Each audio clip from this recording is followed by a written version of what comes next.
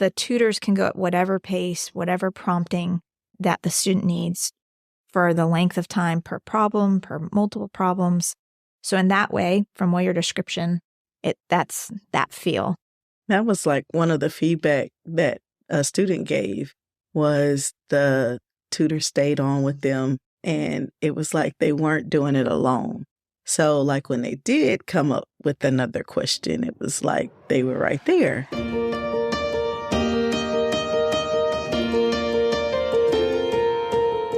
Welcome to the Voices United in Education podcast. Each week, we showcase the teachers, administrators, and community members who go the extra mile to contribute to the success of every student in Escambia County. You'll meet the real people behind the titles and learn about the amazing resources to support every student's success. There comes a time in every parent's life where they outgrow homework. Either other younger siblings need attention, the kiddo can't explain the instructions, or, let's face it, the math ain't mathin'. Thankfully, there's a solution. In May of 2023, a free 7-day-a-week virtual tutoring service became available to all students in Escambia County. It's called Tutor Me, and my next guests are two Escambia County pros who are going to get you up to speed on how you can free yourself for good from homework tears. Passionate for Pensacola, repeat guests, Tutor Me twosome, Jen Montoya and Rashena White. Thanks for being here. Thank you so much for having us. Thank you. So you ladies are back for more, and listeners will know you from working with the Canvas program. What's your involvement with Tutor Me? It seems like y'all are doing a lot behind the scenes. Well, when we came on, this is one of the programs that they said would be kind of underneath our purview. So we manage Canvas and then also the Tutor Me program just to make sure it's up and running and getting the word out to students and to families. So it's just part of what we were assigned to do gladly, though. As we dug in at first, it was like, what is that? It's another thing. But we're very passionate about it because our own students are using it, our children. And just knowing the tiers, I have tiers in my own house, and I write a lot of the assessments and things that would happen, and just they need to hear from somebody else sometimes, and they don't need to hear from mom. They want to hear from somebody's perspective, and for whatever reason, we could be saying the exact same thing. It clicks when somebody else says it. So interesting. At least that's what we've experienced. Right, exactly. Well, that's so fascinating because I think most parents feel that they're inadequate because they were in that grade a long time ago, right. Or maybe, I like to pick on math, sorry, because maybe math is not their thing. But to know that you come from an academic background and you still have homework tears. Yes. Yes. That was me, my son, 4th grade. I could do the multiplication, but when asked for the partial product, I was like, what is that? I don't know how you have to break it up into a graph. I was like, go get on Tutor Me. Right. Yeah. Doesn't it make you wish you had something like this when you were in school? Yes, definitely. So, Rashena, we know it's free. We know it's 7 days a week. How do kids access it? Well, one is through Canvas. Oh, it is in the cool. resource tab of Canvas. And then also from the Core Up dashboard, it's a Tutor Me button that they can click on. So yeah, easy, accessible. So it's a web-based tool, not an app. It's both, because there is an app on the phone, and then they can access it from the computer. Yes. Once they access it because it goes through that single sign-on for that protection of the students. So for them, it just feels like it's a button that they click on, and then it launches into the Tutor Me site so that they can then go through the process of getting on and connecting with a tutor. But it feels for them that they're going, again, either to the Canvas or to that Core Up dashboard that they're very familiar with, which is that landing page of all the different applications that they may use in their everyday life for school.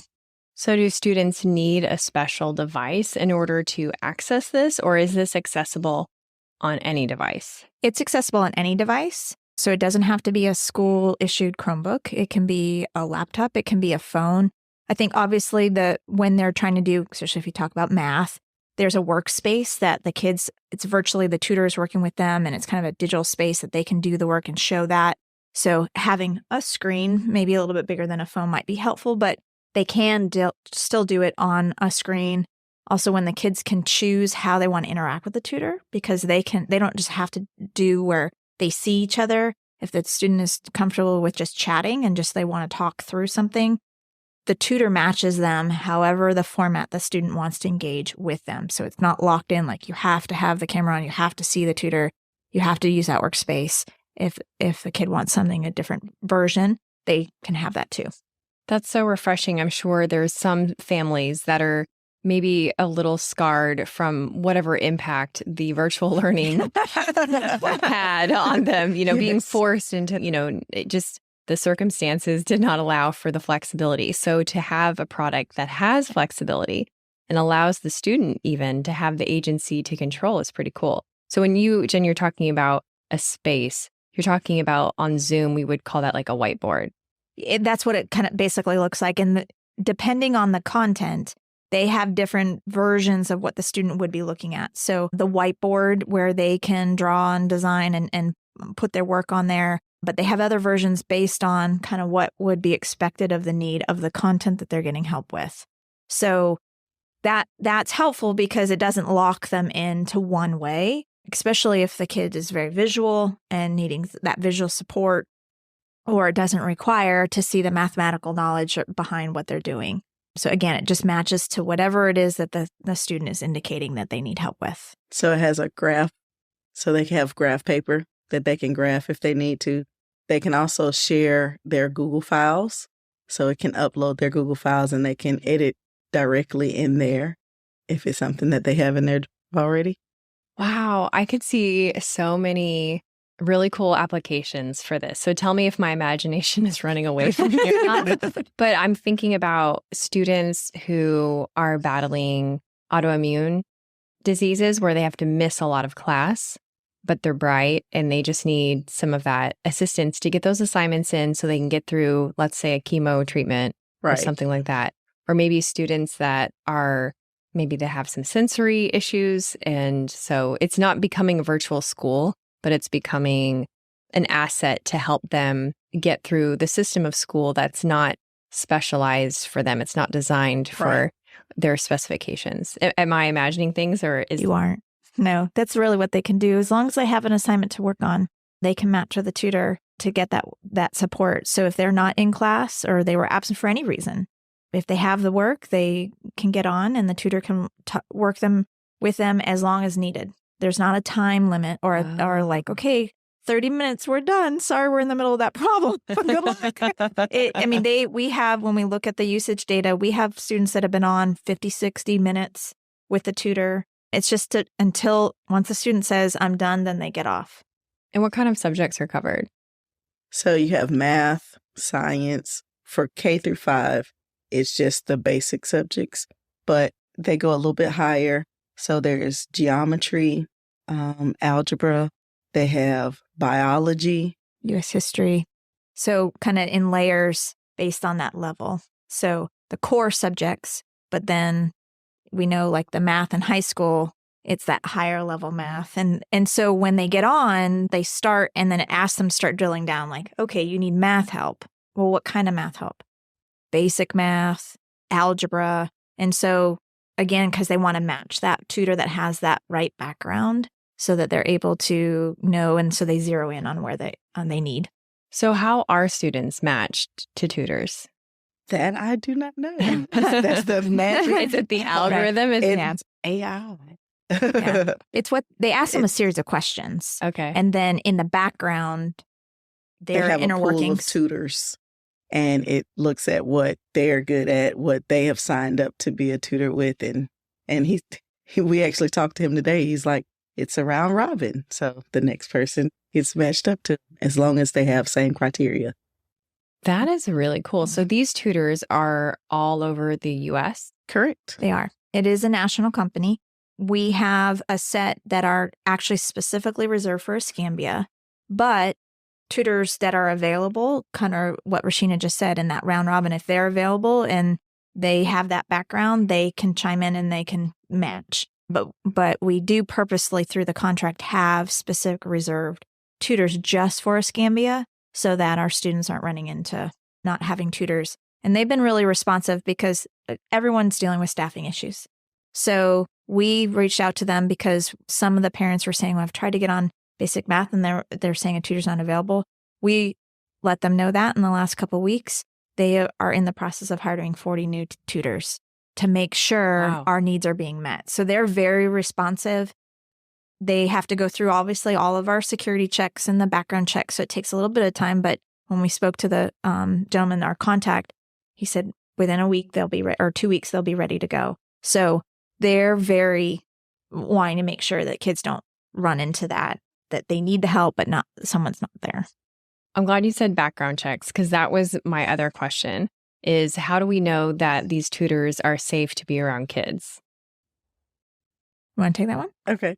So they are vetted through Tutor Me. And Tutor Me actually is umbrellaed under Go Guardian, which is another program that we use to monitor what the kids are doing on the computer. Oh. So it's a security thing anyway, but they not only look at their education, so the education of the person, but they are fingerprinted and they do go through the background to make sure that they can be around kids and interact with them. And also, all of the sessions are recorded and they're monitored so that nothing can, go wrong.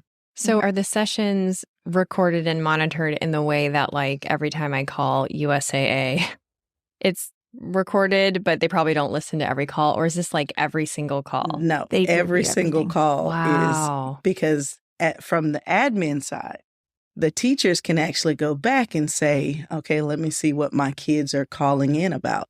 Like, what are the topics that they need help with? And they can actually look at those sessions to see which questions the tutor has been working with their students on. That's really comprehensive. And when we look at the dashboard, we can tell, because they work through the order of which they've happened, when they've been reviewed. And their goal is very soon after the session that it's being reviewed by the actual company. So, and then it designates, we've reviewed this, and that way, if there is anything at any time, they're able to jump on it right away. So that's very helpful to know that it's not just some random person on a call with your student. And a lot of the feedback that we've seen that they record, because they also rate each other. So the student rates the tutor, and then the tutor can rate the student's session. I like that. So we can see that the feedback from whoever in that rating, they can choose to give a numerical rating and also actually write in kind of how the session went with them. And so that's something else that's also monitored, is what does that rating look like? And so from our perspective, we get a big overall, like, what's the standard rating that we're seeing? And it's out of 5. So we're hovering, I think, for the district at like a 4.8, 4.9 of that usage that say, this is really helping us.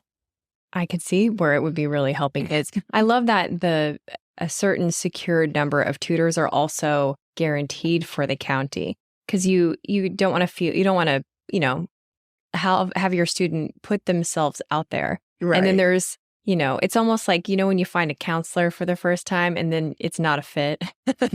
You're like, wow, all that emotional labor. And believe, whether we like to admit it or not, sometimes homework is emotional labor for the whole family. Yes. So does Tutor Me have any features that are outside of just homework? Yes. So there's a writing lab component to it where the kids can submit their writing to get feedback from the tutor. They ask about a 24-hour to get it back to them, but they give them, it usually is like the first draft that the students have been done. So the student puts in the prompt, the student uploads the writing to the writing component of Tutor Me, and then the tutors will go in based on what the prompt is and the ask about the feedback. So they do a variety of, is it on topic? Is it the formatted right? Grammatical? That way, then, if the student does that, the first round, the teachers see that feedback too. It's not like that just was magical and the students turned in this beautiful product on the first go around to the teacher. But it does help in thinking about for the student to kind of get some feedback before they turn it in. And then for the teacher to say, this has already gone through a review process. And then the teacher can give even more feedback. So it's something that we're building. It is at the beginning stages. I think the Tutor Me part has really picked up. We're working through some technical things as far as the way Tutor Me has to receive that file and making sure that with the Chromebook usage, if they're utilizing that, can the students have access to be able to give them in that format? They've created a wonderful promo video for us that we're going to send out to families of in a short little 4-minute shot. This is what you do. So it's not like 1,000 clicks or I don't know how to do that. That will be also put out for students. Well, I like that it's in the Canvas app like already. So because I know from our last discussion that that's something that you're really trying to get parents and students on board with. So this would definitely be a wonderful incentive. And the fact that it's free is great.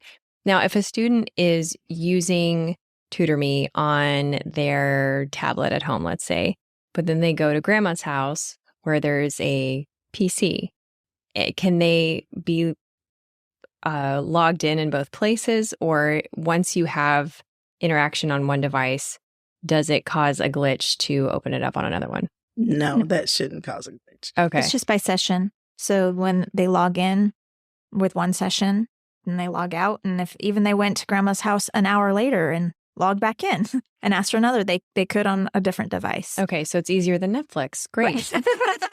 Yes. Yes. They get to share their own password from device to device. But it is locked down for their single sign-on. So it does prompt them that they Log in through that they their have to school. log in that way. Okay, I have a weird question. Okay. So in the ADHD community, there's something called body doubling. Have you ever heard of this? It's not being a stuntman, as the name implies. It's simply when two people who usually both have ADHD work on a task in front of each other, but they don't talk to each other. And so a lot of people will jump on Zoom and be like, okay, let's body double. And it's like that person is working on like a writing assignment, and then the other person's working on a writing assignment. And everyone's on mute. No one's talking to each other, but just the visual of doing that. Somebody being in front of you to kind of keep you focused and keep you working, because it's like a little bit of motivation. Exactly. Yeah. Is that a thing with Tutor Me? I don't think it's not a group. I mean, it is one-on-one. So, but the having that tutor, I kind of like. So my daughter has ADD or ADHD, and there is something about the proximity and someone with her that can walk her through the steps. Sometimes it's me. Sometimes it's definitely not me. But that can really slow down the pace and kind of redirect her and allow her through her thought process. And just kind of prompt her so that if she gets lost, kind of the redirection, we're kind of midway through this problem, that the tutors can go at whatever pace, whatever prompting that the student needs for the length of time per problem, per multiple problems. So in that way, from what your description, that's that feel. That was like one of the feedback that a student gave was the tutor stayed on with them. And it was like they weren't doing it alone. So like when they did come up with another question, it was like they were right there. So, and that was a comment from a student. I can really see where this would make the world a better place. I mean, it sounds so dramatic, but when you think about a student who struggles with schoolwork, with the homework piece, especially outside of the support that's offered in a classroom, and you think about how that shapes their view of themselves, right? The struggle, being an ADHD person, I can tell you things that needed to take only 20 minutes took many hours. Mm-hmm. And it was really discouraging because it makes you feel like you're not a smart person. It's stressful on your parents. And like I said in the intro, maybe there's younger siblings that need to be cared for. So there's just not always that opportunity for a parent, even if they are capable, even if the kid and the parent speak the same language, which we all know they pretty much don't. It's so encouraging that there's something like this. So it's 7 days a week and it's free. But what are the hours? 3 p.m. to 10 p.m. Okay, 7 days a week. And that's 3 to 10 p.m. Central Time. Yes. Okay. Knowing that it's a national program, I just wanted to be sure. Yeah. Before we close, is there anything else that either of you would like to share about the program or something you would want parents to know about Tutor Me? I think for the parents that they don't have to go through the struggle before they choose Tutor Me. that it is a very positive thing. Students can, once they find a tutor, if they have a good experience, they can request that tutor. So that relationship can be built. But we don't want families to struggle. We don't want kids to say, I don't know how to do that, and just that sense of worth that you were referring to, that this program really is there to help save that struggle so that the positive culture in the home can stay positive and we can hit bedtimes on time. We can be a family and not worry about, especially if parents haven't gone through that level of education or don't remember, haven't done that. And it's like they themselves, that gets to their worth. I can't help my student. Well, you can help your student because you can guide them to get on this. And that is you're being their advocate. I love that. Rashena, any closing thoughts? No, use it. I send my kids to Tutor Me often. I love it. Well, thank you, ladies, once again for being fabulous pros on the show. I appreciate you so much. Thank you. Thank you. Thanks for listening. Be sure to subscribe and share. Voices United in Education is a production of Escambia County Public Schools.